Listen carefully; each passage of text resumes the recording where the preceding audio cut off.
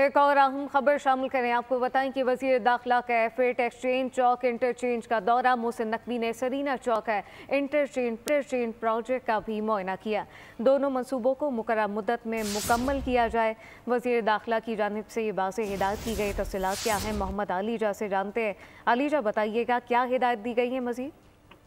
देखिए, वफाकी वज़ीर दाखिला मोहसिन नकवी का एफेट एक्सचेंज चौक इंटरचेंज और सरीना चौक इंटरचेंज प्रोजेक्ट का दौरा। एफेट एक्सचेंज चौक और इंटरचेंज में शामिल अंडरपास 25 दिसंबर को ट्रैफिक के लिए खोल दिया जाएगा।